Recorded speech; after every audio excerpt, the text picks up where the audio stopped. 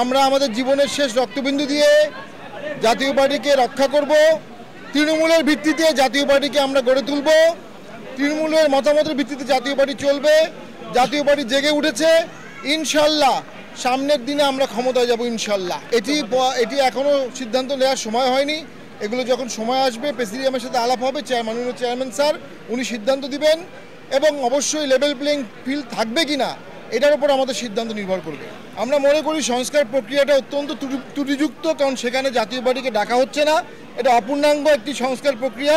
তবে আমরা আমাদের ব্যক্তিগত জায়গা থেকে, আমাদের চেয়ারম্যান স্যার অনেক সময় বক্তব্য বলেছেন, আমরা আমাদের ব্যক্তিগত জায়গা থেকে সংস্কারের বিভিন্ন প্রস্তাব দিচ্ছি এবং সেগুলো কিছু কিছু গ্রহণও হয়েছে। আমরা মনে করি দেশ এই মুহূর্তে নির্বাচনের জন্য যেভাবে মব হচ্ছে, যেভাবে সন্ত্রাস হচ্ছে, যেভাবে মানুষ পিটিয়ে মারা হচ্ছে, এখানে এই বর্তমান সরকার নির্বাচনের জন্য কোনো পরিবেশ সৃষ্টির সদিচ্ছা দেখাচ্ছে না। আমরা মনে করি মব আর রাষ্ট্র একসাথে থাকতে পারে না, হয় রাষ্ট্র থাকবে না হয় মব থাকবে। সরকারকে মব নিয়ন্ত্রণ করতে হবে, মব নির্মূল করতে হবে, নির্বাচনের লেভেল প্লেইং ফিল্ড করতে হবে, অন্তর্ভুক্তি ইলেকশনের ব্যবস্থা করতে হবে।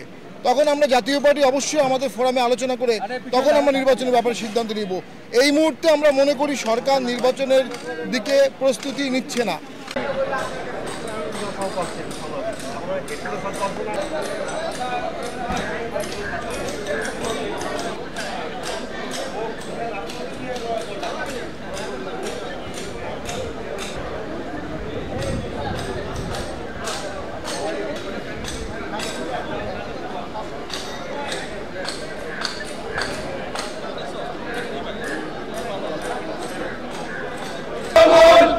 পক্ষ থেকে জাতীয় পার্টি কুমারের মাটি থেকে কুমারের পক্ষ থেকে